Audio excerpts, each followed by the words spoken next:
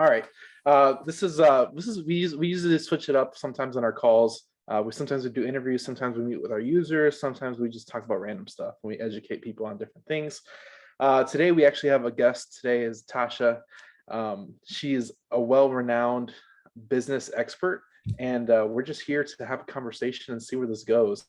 So we had a previous conversation and a previous call in a different mastermind. So I wanted to have a separate conversation to see where we can take this, and wondering what the conversation will be. So first of all, Tasha, can you tell us a little bit about your entrepreneurship history, what you did in the past, kind of the basic overview so people get to know who you are? Yeah, absolutely can. First of all, guys, thank you so much for having me. I'm really excited to be able to share with your community.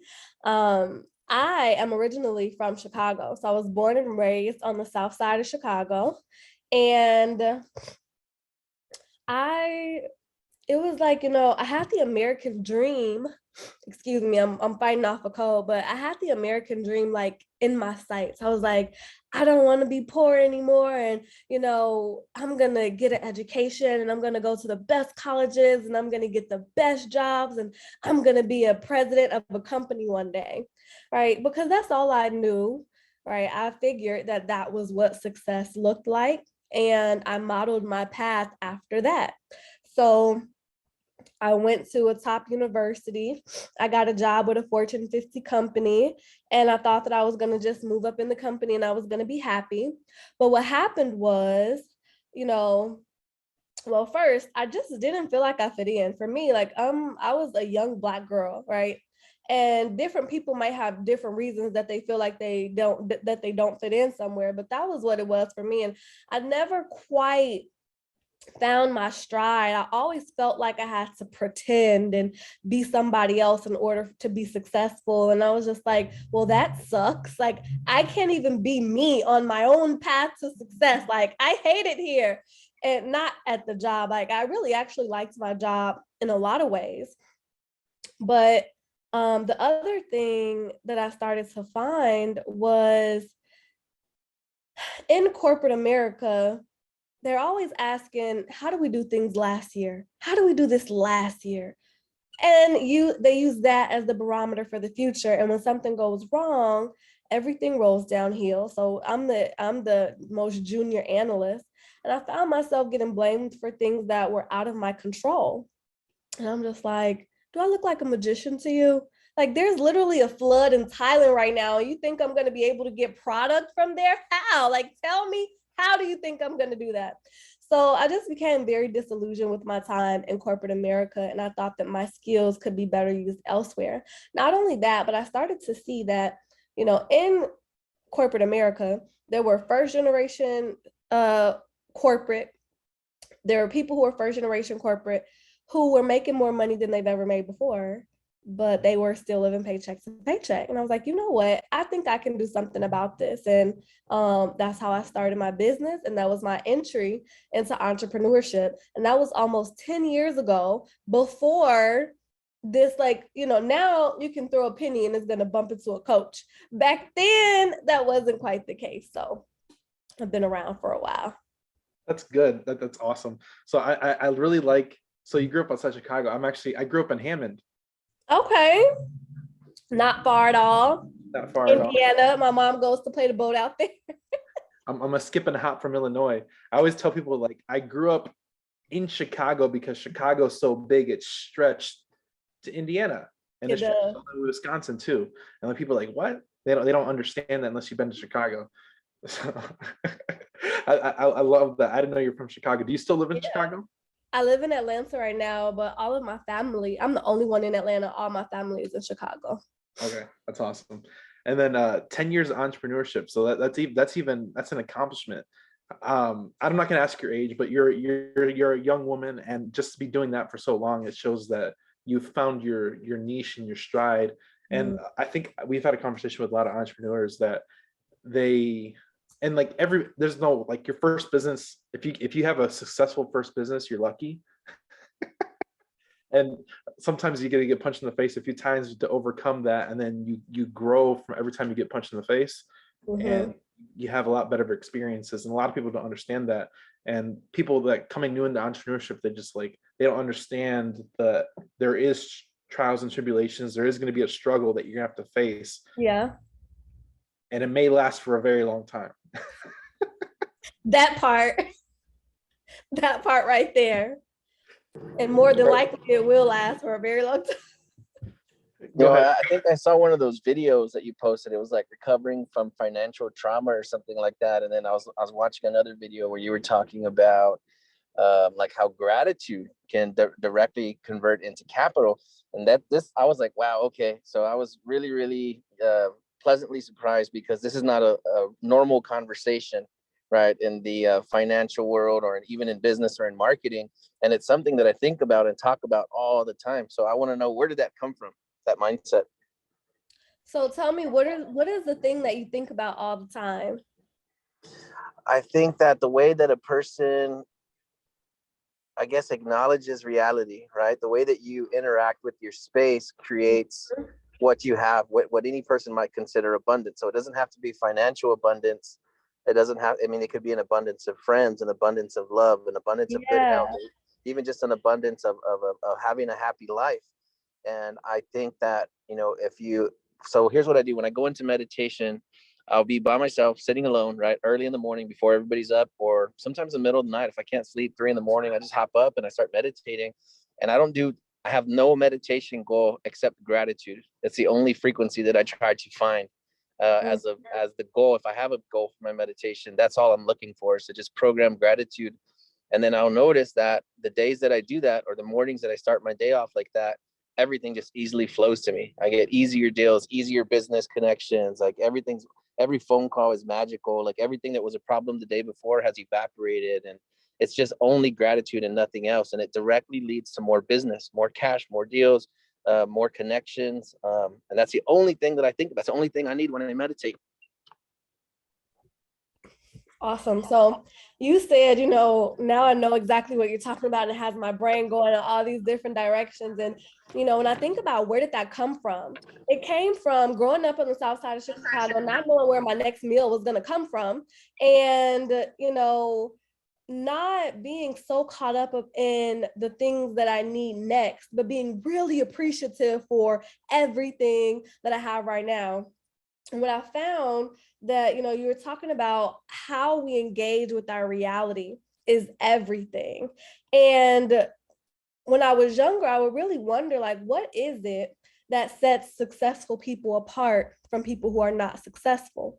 And this is something, right? Because I would live in the hood of Chicago. And so you would see that there's only a certain amount of people who are able to make it out. And the vast majority of people stay right where they were born.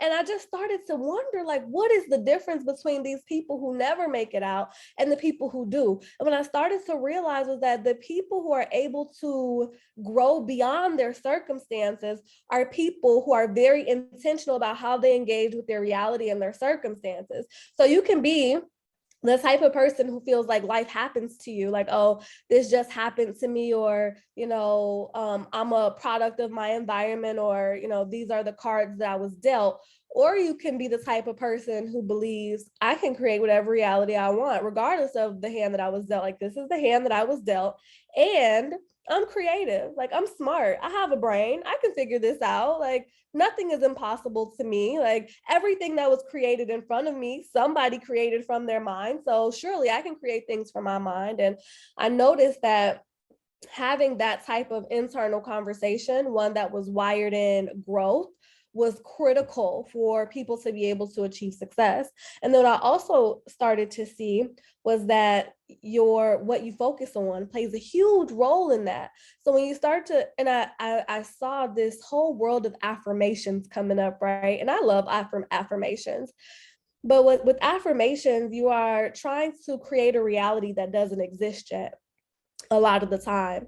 When you focus on gratitude, you're being grateful for something that has happened to you. It's something that is there. It's something that is tangible. It's something, right? It like puts you in a whole different frequency, not with something that you wish you had, but with something that's actually tangible to you. And now you feel like you are in the frequency to create more of that reality. Like the things that you are appreciating, you can create more and better things when you're in that space. So that's why I think gratitude and just mindset in general is so, so important when it comes to building wealth. Wow. Yeah, that's amazing. It's a very, I say it's rare, but I've met people that say that it's not a rare way to think and a way to live your life. And I don't think there's exactly one place that you can go to harbor all of this information, because you can get certain people's viewpoints and their take on it. But I think it's more of a culmination of like everything that I've ever read before, everything I've ever experienced in my life, where I ended up here. And I feel like it is kind of rare to meet people that are in that mind space. I'll tell you just a quick story. Um, for the last couple of years, something that had been real heavy on my mind has been like the way that the world, like the capital in the world has been misappropriated, right? And you have these wars going on and all this weird stuff happening. And some people, like, just to like make it through their day without getting a bomb, right? You know, to blow their family up. That was a good day. And it's been on my mind a lot for the last couple of years. So several times, like just waking up in the morning and just being in the shower, like I almost felt like, you know, almost like just tears of joy and appreciation and gratitude, because like we have hot water, you know, we have like a clean water coming out of the pipes. There's no chance that my kids are going to get hit by an explosion today. And it was just a meditation, like just not even intentionally, it's just something that was just on my mind for the last couple of years. And then in Texas recently, you know, earlier this year, we had like a major freeze where large parts of Texas were completely without power and water for days and even weeks in some cases. And I was living in an area where just a couple streets over, there was a lot of places that didn't have power and electricity. People were having to go stay at other people's houses. It was a freeze, you know, it was just ice cold. And Texas had never experienced anything like that before. And we didn't lose heat, cold, or water or electricity, not even for 1 second. And I just had to think that I was like existing in this magical place just because of all the appreciation that I've had for just those bare necessities that other people would take for granted. You know, this is like mad coincidence or what? That's beautiful. So Yeah. I think me and Anthony talk about this all the time, because I think happiness has something to do with it too, because not that you have to be happy to be a successful entrepreneur. I just feel like it breeds more successfulness because you share. Me and Anthony have this conversation a lot, is that we always try and no matter who we talk to, we don't know if we're ever going to exchange a conversation with them again. So we always make sure we always have a pleasant conversation with them, just because that may better their future. If you really think about it, that one conversation and interaction they may have had with you can total change the projection of life. So we try and instill and make a meaningful conversation no matter who we talk to. I agree. I offer free consultations to people who want to work with me one-on-one in my financial coaching business. And one of the stories that I tell myself is that conversations are the thing that grow my business. It's the conversations that I have with my coaches and with my potential clients and with my clients, like those conversations, those are the things that will grow my business. And even when I'm talking to potential clients, whether, you know, you get to a point where you feel like, oh, they're not going to register. And it's like, it doesn't matter. My job is to really serve them to the best of my ability in this 30-minute call that I can, do the best job I can for them possible, and then let the chips fall where they may. So let's just kind of dive into that. Tell us a little bit about your business you're currently running now, or businesses that you currently operate in, and what type of services you offer as far as in that niche. Yeah, so it's funny you mentioned how like businesses go through different iterations. And I started my first business was called Start Young Financial. So I was a 24-year-old millennial, and you know, my generation was just coming of age, our generation, and I was like, you know, I want to be the voice that teaches them about money. And I knew nothing about being a coach.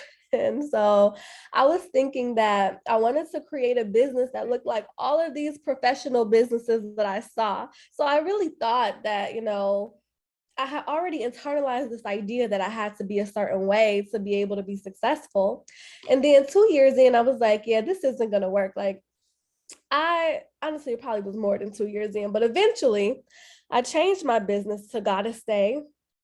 And Gotta Stay means that I acknowledge your power to create the financial future that you want. Like, I acknowledge your power and ability to create your financial future. You're not powerless, you're not helpless, you're not hopeless.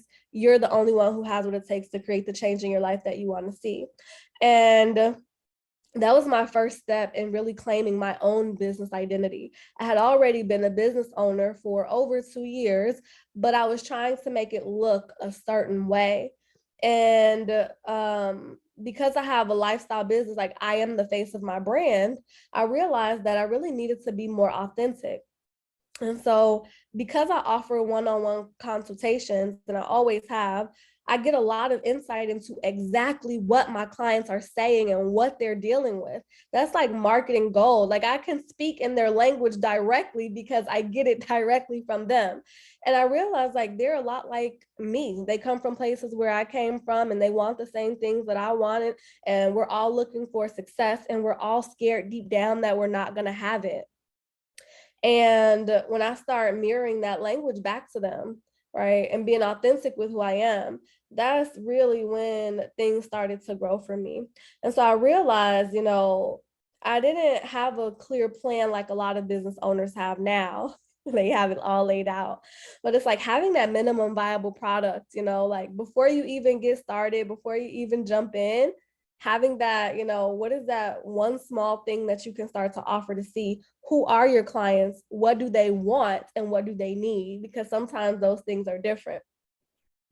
So now I offer one-on-one financial coaching for clients. I help clients create financial systems that increase their net worth in 12-month periods of time. So everything I do is very strategic. Even though I'm a wealth coach, I think I act like a project manager. So it's like, we have a project. The project is to build your wealth by X amount in 12 months. This is how we're going to do that. And then I also offer group coaching, and I create journals, like gratitude journals and financial journals and affirmation journals and stuff like that. That's awesome. No, I like some people need just a coach in general.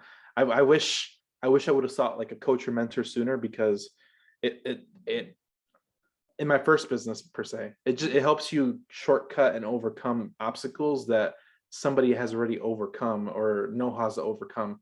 And Really?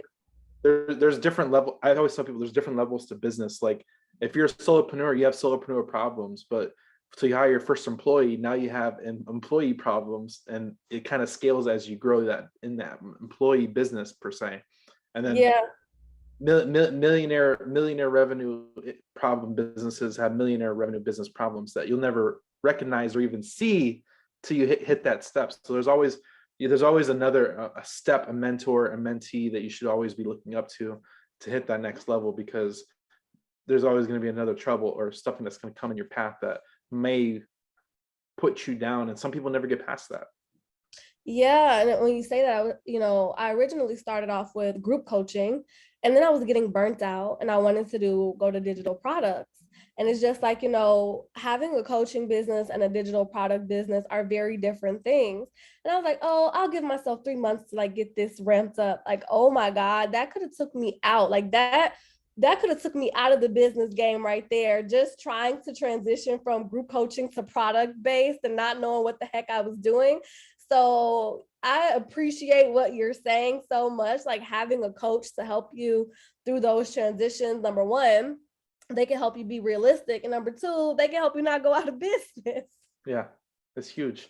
It's huge. One thing I like, and I feel like resonate on this, is tell me the importance of reaching your community and minorities. Because I know that's a heartbeat of your business, and it's a heartbeat of ours as well. Can you kind of tell us a little bit about that? When it comes to, thinking about who my community is, first and foremost, it's not even like it's not a lot of effort or thought that goes into it. I'm just working with me. I'm working with my mom. I'm working with my brother. I'm working with my sister. I'm working with people who are operating in that image, like when I see people who I know what that story is like, I know what it's like to, be in college and sending money home, like though when I'm looking at those people, it's just like, I'm just talking to me. I'm talking to my little sister. I'm talking to my older cousin. And it's not some whole backstory behind, like I'm trying to, well, one thing I will say is I really want to transform the statistics on Black wealth. So they say that, Black wealth is going to zero by the year 2053. And I hope that the work that I do, the work that so many other people in this community, because there's a vast community of wealth builders who are out here having this conversation. And I just noticed that, is it Bloomberg or I can't remember, somebody has a Twitter index right now, like a Twitter financial index. Like, what is the sentiment on Twitter with this stock? Like, what? That is insane. Do you see the power that our generation has? And so I want to be able to change the trajectory of what those numbers look like for people in my community. And I also care about the fate of humanity as a whole. Absolutely 100%, 10 toes down, no doubt about it. I care about the state of any human being who is going without the rights of being financially free and not having to worry or stress about money, period. And so I could really relate when Anthony was just saying how he was thinking about how other people live. And it's like, it should be a right for us to not have to worry and stress out about money. And I don't have a magic wand to make that available for everybody, but my job is to make that for everybody who looks like me, to never have to worry about money again, everybody who comes under the sound of my voice, and not just people who look like me, but everybody in general. So I hope that answers your question. I never thought about it looking at my family, because like like I said, I grew up in same situation as you, man. It's just crazy to think about. But I've seen, right, it's like, you don't look like me. You don't look a whole lot like me, right? But we're the same, right? Like, same story, same hope, same dreams. Who am I to deny that? I'm absolutely nobody to deny that. I want to see everybody win. And I know we have like these whole backstories about why people should be fighting other people. I'm just not very invested in those narratives anymore. Yeah. And that comes with your entrepreneurship experience. A lot of people, they fall under certain narratives and certain complications that they feel like they can never aspire or reach. And I think once you realize the only thing limiting you is up here, you move past it, you grow past it. I think it's huge. But it really, I mean, in getting to this space, I get to see that there are real structural and institutional roadblocks to where I am today. And I make the choice that I'm not going to let anything stand in my way, right? Like, if I look at the things in my life that I could have succumbed to, they're plentiful, and that's just the reality of it. But it's hard to have these conversations because there are some people who are so engulfed in reality that their mindset is, well, this is how it is. What can I do about it? And it's like, man, I really get that. But even though that might be the case, it's not going to forward anything. It's not going to help anything. And so I think, like, instead of looking at what's true or what is reality, it's like, what is helpful and what is beneficial. So I think I think one of the beautiful benefits in the day and age we live in now is the information age. And I think that's one of the biggest factors that oppressed minorities was information, education. And I think there's a lot of opportunity nowadays because people have their own platforms and their own positions to create their own education and help people.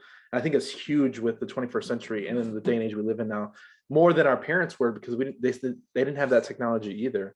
So I think the day and age we live in, I'm a millennial as well. I'm 29. So it's kind of cool having and being able to position ourselves to help more people because of the information age. Absolutely. It's like no excuses. my nephew was talking to me. My nephew is 10. He was talking me through how to update my iPhone yesterday, word for word, without looking at anything. I'm like, how do you know this? He's like, yeah, iPhone just came out with the new update. There's so many different new uses. I'm like, what? And he's like, oh yeah, I just watched it on YouTube. Yeah, I think that the technology that these kids are walking around with, and like it supersedes the hardware that we have, you know. And I think that's kind of where the world's headed. I'm actually with one of my buddies right now. His name's Evan, and he's big into crypto, and you know we were trading in 2017, and he's always done consistently well with it. But we want to launch our own token, and I think that there's something that I talk about a lot, and it's that the world capital, right? All the capital in the world has been centralized. You know, only a select few had access to like these vast stores of wealth that were going to last thousands of years. But I think through decentralization, you know, community stuff that we're talking about, where it's not just about making one person wealthy, it's making your whole community wealthy. I think the cash, we can actually redistribute the wealth, the global wealth. Call me crazy, call me a dreamer, but I just feel like we're not going to be, you know, based on fiat currency or precious metals anymore. You know, we're moving into a space where people are going to start to trade, you know, crypto. Like, so the only thing that gives crypto value is what the community says that it's worth. And I think we're living in a time where like any finance on the planet, any type of currency is becoming decentralized. So I think we're going to see a massive redistribution of wealth for the next 100 years. And I feel the same way like you do. Like, I'm just happy to be playing a part of it. I don't even need a large chunk for myself. I just want to just initiate the collapse, if you would, which I mean redistribution. Yeah, that's such an interesting point. And you know, I've been thinking about it a lot, right? What will it take to have more, not even a more equal wealth distribution, but what would it take to not have such a hyper inequitable wealth distribution? Like, it's just so out of control. And so when I think about this, I really wonder, what are the structures that allow this to be in play right now? Even with the type of currency that we have, with the type of social structures that we have, with the institutions that we have, and you'll start to see how very complicit we all are in how all of these structures operate. And I don't mean it in a bad, like, that's what it is to live in a system, right? It's systemic. We all play a part in how these things perpetuate. And the truth of the matter is that if we wanted a different type of wealth distribution, we could have that be right now. We wouldn't need any type of new currency. We wouldn't need any, I mean, I like decentralization, but we wouldn't need that if we really wanted to have a more equitable wealth distribution. I mean, there's so many things that we could do in our playbook right now. And so the reason I bring that up is because, you know, we have to know nobody is coming to save us. Not Bitcoin, you know, not NFTs, you know, not the metaverse. None of these things are inherently by themselves gonna cause any difference in wealth distribution by themselves. The only thing, in my opinion, and I don't know, right? I don't know a whole lot about crypto and stuff like that, but just when I think about these things, I think that, you know, this has to come from the collective will of the people, just like any revolution. Technology has to be a tool of the will, the collective will of a tipping point of people, I'm thinking. And, you know, from what I know right now, I know that Bitcoin is a decentralized currency. And I think it may be the only decentralized coin right now. And NFTs and all these things, they're blowing up way faster than I can even begin to start to conceptualize what the heck is going on. But I'm so interested in learning. And do you guys know the dude who does impact theory? Have you heard of that podcast? No, I've never heard of that. Anthony, have you heard of that podcast? What is it called? Impact theory. Oh yeah, for sure. Yeah, I watched probably 100 of those. Okay, cool. Because I'm like, if you're trying to create your own coin, that's the guy to watch. I've been trying to catch up on his videos so I can learn what the heck is going on in this new financial era. Because I'm like, I don't know, I don't even know what's going on yet. but I know that's the guy to follow if you want to create your own coin and stuff like that. Yeah, he has a good way to simplify a lot of things, and he brings on very high value speakers. And he asks really, really insightful questions. It's so bomb. Daniel, you got to get in on this. I like the advantages of living in this day and age, because I feel like they may not be the future, but if enough people jump into that space, it will create value. So if you have the numbers and agreements of it, say it's a good thing, it's always going to increase in value. So it may as well be in the future if the money follows. Once the people join in, the money always follows, because people are always trying to control the eyes and opinions based off of marketing and advertising. So if the people go, the money always follows. Oh my! So have you guys watched the movie Ready Player One? Yes. Yeah, just watched it like for the first time. Okay, that is fresh on your mind, because all of this NFT metaverse stuff is really giving Ready Player One, in my opinion. Like, even from buying things in this metaverse, buying properties and having advertisements and stuff inside the game. I'm like, this is going to be interesting. I don't even know what to think. Yeah, I think that just currency in general is all it is a social contract. And it says that whatever you have is worth a certain amount. And then the more people participating in that social contract is what drives the value.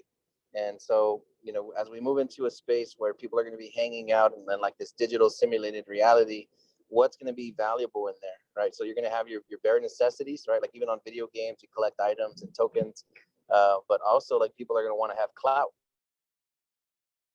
right? And if they're wealthy enough to have clout, like my son plays Roblox, and you can buy a hat for like $10,000 in Roblox, like a hat, right? And people actually have them. I'm familiar. So, yeah, to us, we're like, man, that's the dumbest thing I've ever heard of, but that's where we're headed. So it's not going to blow my mind when somebody drops $20 million on a mansion in the metaverse, right? And everybody's like, that's crazy. I've never heard of that before. But now that guy's automatically going to have social proof that says that, yeah, I'm the guy here, right? And then he's going to start to already have a following and people interacting with them. So you're going to see the same behavior that happens out here happens in there. I think it's going to mimic what's happening out here. I mean, I'm even getting away from the finance aspect, this is all social, right? And I'm just so interested in terms of like the social implications that all of these things will have. The social, the psychological, right? We know that there are going to be some economic consequences as we talk about this through a financial and business lens. But I'm also interested in what this means for us, for our humanity, for our society, for how we engage as social beings. Interested to see what all of those things look like. I think it's adapting early. A lot of people that failed a lot of people that failed to adapt to new technology always get left in the dust. So it's always something, even as a business owner and as an individual, to keep your eye on the pulse of it, because people that never adapted to websites, and I'm sure you talk to them, that never adapted to technology and cell phones, they stand out like a sore thumb in this day and age, because they're my parents. You have to we're struggling to inundate them to an iPhone. But for the day and age and the way we communicate, I hate dealing with freaking companies that still want a fax number. Like, come on, email has been a thing for 30 years. Like, come on, get with the times. So like people that deal with that in that robotic business of 30 years ago, you're gonna get left in the dust. I think the same thing we're gonna start to see is hey, let's grab a meeting. I'll get on the plane and I'll go see you. Like they're gonna be like, what kind of dinosaur are you? You know what I'm saying? Like, let's just hop into the office in the metaverse. Exactly.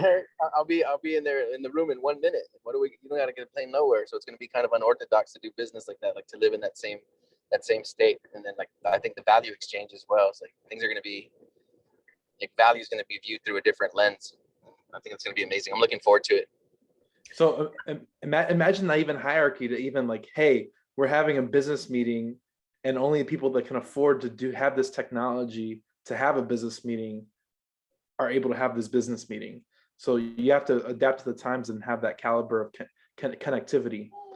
Imagine the first person who had Morse code. Morse code was expensive back then, and that was the only way to communicate faster than the Pony Express, you know?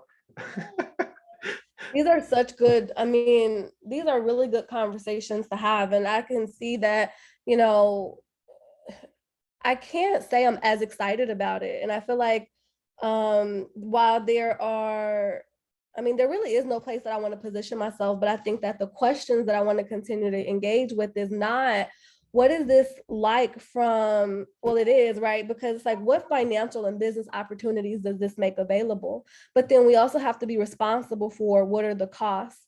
And so, you know, I think that you bring up some really good points. Like, technology evolves, and every time it has, you know, there are people who are these relics of a different age and of a different world because they didn't adapt, and they had all of these biases about why they didn't want to adapt. Right. So these are all things that I find really confronting and really exciting to consider at the same time. So go ahead, Anthony.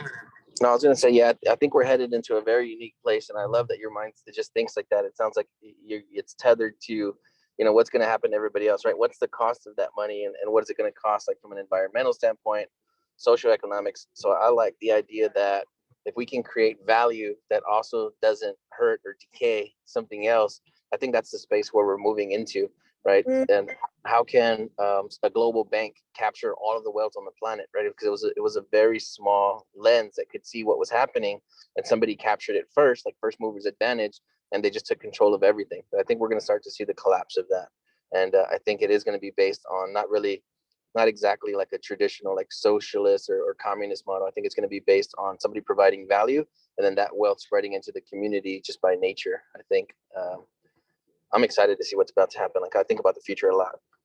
Well, that sounds beautiful. It sounds like a beautiful way to think about the future. And I think what I'm in that vein, what I am really excited about is how will businesses continue to adapt, right? If we look at how businesses have adapted to the internet and all of the different things that have happened as a result of that, some of them are exciting. And some of, I was just watching something on Netflix today, and they were talking about how once email came, all of a sudden people were like super distracted. And now everybody is like, connected to their phone. So like, what is that going to mean? Right. Is, you know, and that wasn't the intention or the purpose of email. It was just to give people an opportunity to not have to sit in meetings all day. Right. You can just, or have to go to somebody's office.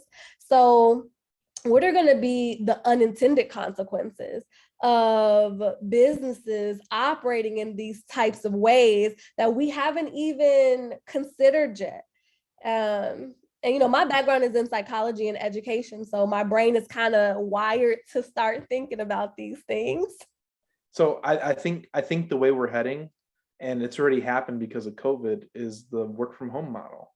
A lot of individuals would rather work from home now that they had the opportunity and forced to work from home, and now they understand the advantages of work from home. So now corporations are moving in that direction with a work from home mentality that might have not happened for years if it wasn't for COVID. So just by COVID happening, forced businesses to transition into a work from home model, where now Zoom stock price before COVID was like $40, now it's 400, just because of the ability to connect with people virtually. Yep. So Cool. I think COVID pushed us in that direction even more, because we were already heading that direction, but it forced us to adapt as business owners and as individuals. Because now, like me and Anthony have been working together for 3 years. I've only met him physically 7 times.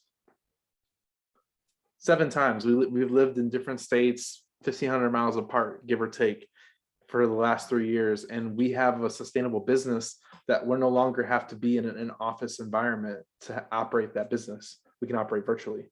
So I think it's definitely, if you can, depending on your business and business type, if you can operate it virtually, you can definitely. I think what's going to happen is, right now people hire in the U.S. because you need local people, but what opens it up is to technology and using the virtual space. It opens up for you to find talent globally, not just people in your backyard. And I think that's what we're starting to see now, is that you're no longer forced to find talent in the US. And I feel like as Americans, you should be scared in some way, because there's talent abroad that can now take your job. Yeah. Yep. And as you know, one of and these are things that I have to think about for my clients, right? Because they feel real comfortable and confident with their salaries. And I'm like, what's going to happen 10 years from now? What's going to happen 20 years from now? What are the skills that you're going to have to develop in order to stay competitive? And I honestly, I think for me, this is I'm 34, and I've seen technology shift in a lot of different ways, but at this particular time, I feel the most uncertain for my clients who are trying to build wealth, because there's a real question of, what is wealth going to look like? What is that even going to mean 10 years from now? So much disruption in the marketplace. And so this is I think you might have to dive in this a little bit deeper for yourself, because you as a coach have to make sure your eyes on the pulse for your clients, to make sure you can help them adapt to it, because not always people are stubborn. People are stubborn in their ways. They get comfortable, and it's one of the worst things to do in business, is to get comfortable. Like you have to chase. Yeah, some business owners, once they reach a certain level of status where like, I'm good, they feel like they don't have to adapt anymore.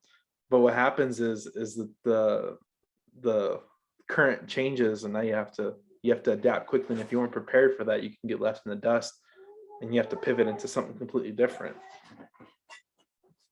So I think it's hugely important to keep your eye on the pulse as a business owner in your own niche, because times are changing, and they're changing. I feel like they're changing quicker than in the past. fast. They're changing so quick these days that you have to stay ahead of it, because like I feel like, I don't know, I wasn't born back then. I wasn't born in the early 1900s and 1800s, but man, stuff changes so quick. Just the technology. I remember, like, we're all right around the same age. Anthony's 40, I'm 29, so we're all within a given range. I remember when like cell phones came out, and I was in high school, and you guys are probably adults, so the transition of cell phones. There was a comedy show I watched recently where, like, imagine your husband goes to work for 12 hours, gone for 12 hours, your kids are gone for school, and no communication whatsoever. And I'm like, that was me. So first of all, I have a nephew. He's 10. He's on him and my niece and nephews, they're on Roblox all the time. So my nephew asked me the other day, he says, TT, did they have was TV black and white when you were younger? And I'm just like, no, and it was in color. He's like, oh, did you used to write with a feather pen? Like, no, I did not. But I often think about, we have Google Maps on our phone and stuff like that. So it's easy for us to get to one place to another. And we can call people whenever we need to call people. But one of the things that honestly blows my mind is, how did people meet up before? Like, before there were cell phones, you just left the house. He was like, all right, I'm leaving the house. Okay, I'll see you there. And then you just leave the house, and you just got to hope and pray that you just meet up at the perfect place that you said. Could you imagine, you get to places, I thought you said you were going to be at the so-and-so, like, no, I'm at the other one. And it's easy. But back then you didn't have any way to, like, communicate once you left the house. And so I wonder, what are those things that we find just, they don't even occur to us as hard, because we don't even know what's possible in that arena, that are going to become so effortless in the future. So I have one of my team does my social media, and she made a meme. She has full control over my social media, and she made a meme. It was social media content from the past, and it was a bunch of old women just gossiping. Good. Social media. Yeah. Yeah. I'm interested to see where things go. I am not as excited about it as you guys are. And I'm not gonna be like a Radio Shack or anything or a Blockbuster, you know. We'll see how these things play out and I'll adapt from there. I'm excited to see what these kids are going to do. Like I said, the technology they're walking around with between their ears is way more advanced than ours. So it's like, yeah, let's see what they're about to do. They're going to make ours look kind of funny. Absolutely. I definitely wasn't expecting our conversation to take this turn, but it's really perfect. Really perfect. Just the intersection of finance, business, and the future. An accident too. Yeah, I think I like to talk about it. What's that? I said on accident too. I got a one-track mind. I'm telling you, and yeah, when I was watching your videos, I was like, man, like this is cool because we should have like part 2 of this conversation, because as much as I enjoy talking about finance and crypto and all this other stuff, like I really love talking about like the spiritual aspect of business and how it applies, and kind of like how to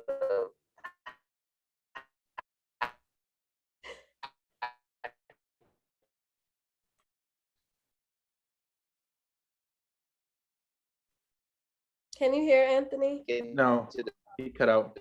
matrix is what I call it. Well, that's something that I'm super interested in, and I can talk about it.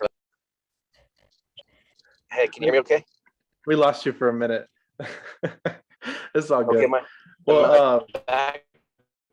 yeah, you're back. Yeah, you're good. Okay, yeah. I'm in a bad area, yeah, so I got a little bit robotic. Do you want me to repeat or we're just gonna move on? I think you're out. Just hold on. Go ahead. It's funny, like he's talking about my videos and reminding me that I have a video on comfort zones, right? And as I'm sitting here, right, like I'm really self-aware, and I'm aware of how uncomfortable the idea of the metaverse makes me, because I already feel to some degree that, you know, we're just not as social as a people as we once were, you know. And you know, social media sometimes even makes us more antisocial, and I can see all the ways that I'm confronted by that and how I'm, you know, working through that. I also watched too many dystopian read too many dystopian fiction novels, but I have a video on, like, you know, getting out of your comfort zone and how like the things that you want most are out of your comfort zone, and like really looking at what is the future that you want to create, and being willing to be uncomfortable in order to make that happen. And so I think one of the things that this conversation has done for me is, you know, having me be comfortable with the idea that I'm uncomfortable about it, and not letting that get in the way of, you know, being curious about what the future could look like, and also being responsible and accountable for the fact that we're the ones who get to create it, right? It's not like there's some, you know, puppeteer who's going to be able to create it for us. And so if I'm hiding in a corner because I'm scared about what it might look like, then, you know, that's me not contributing to the future that I want to create. So this has been super cool for me. Thank you, guys. Well, I'm glad we could help out with that. I think it's huge. It's huge. I think there's a lot of opportunity out there, and there's a lot of opportunity for the next Netflix and Tesla and all this opportunity in this next transition, that somebody's going to pop up and you're like, man, I had that idea, but I didn't implement. Yep. I had that idea and I didn't implement. And I think what is it? Success is on the other side of failure. Mm-hmm. Or success is on the other side of fear. It's not necessarily failure. It's the fear of what may happen. And I think that's what stops a lot of entrepreneurs too, is fear. But maybe we'll have another conversation about that. But let me see, Anthony's hopping in again. He might be on his laptop. We appreciate you coming. We appreciate you coming on this call. I think it was a great, interesting call. Like I said, I told you in the beginning of these calls, I like the conversation and just having interactions with people. And I think it brings back that social aspect that a lot of people are missing in general. So I did enjoy this call. You have any input, Anthony? I don't want to loop too far back, but I was hearing about right before I got a call about this dystopian future that, you know, the metaverse might provide. But I think it's just going to be a different form of communication, because right now our communication, the only communication we've ever known of since we were, you know, birthed onto this planet is verbally, and that was our only form of communication. So that's what we see as the holy grail of communication. But I think the kids are more connected now with other people than they've ever been. It's unorthodox to be sitting at the table with somebody and they're like not tuned in directly to you, but they're like having 7,000 connections on their phone all at once. So I think it's heading someplace beautiful. Awesome. I appreciate that input. So, we always end with a quote. Is there a quote either you have or you like that resonates with you as a person, or that you want to resonate with our audience? Yeah, one of my favorite quotes is that all things are working together for my good. All things are working together for my good. And I love that because as a human, as a business owner, as a financial coach, there are all types of things that are happening in my day-to-day. And right, when I think about the fact that all things are working in my interest, in my best interest, then I can transmute and alchemize every single situation that's happening around me, even if it might look like it's bad, right? I can transform that, find some silver lining that helps me, just take in that energy and use it for my benefit. So I love the idea that, it doesn't matter what's happening around me, doesn't matter if it looks bad, doesn't matter if it looks good. Everything is actually working out In your favor. Absolutely. So last of all, where can people find you? What's your Instagram handle? You want to put an email, phone number out there? This is your opportunity. Yeah. So if you guys are looking for a financial coach who can help you create a financial system, I'm all about the financial systems. I call myself a holistic wealth strategist. And I think Anthony really picks up on that holistic part, and I love it. You can reach me at goddessstay.com. I have a quiz over there that you can take to learn your wealth score and your financial personality. I also have an opportunity for you to schedule a free one-on-one consultation with someone from my team. And you can find me on Instagram and Twitter at goddessstayhq. And yeah, I look forward to hearing from you. Let me know what you thought about this podcast, and if you have any other ideas to ease my mind about this potential dystopian future. There you go. There you have it. We appreciate your time. Like I said, I think it was a great conversation, and we do appreciate your time. Thank you guys so much for having me. I really appreciate both of you. Thank you, Tasha. You were amazing. Thanks, Anthony. All right, you guys have a wonderful rest of your night. You too. Thank you.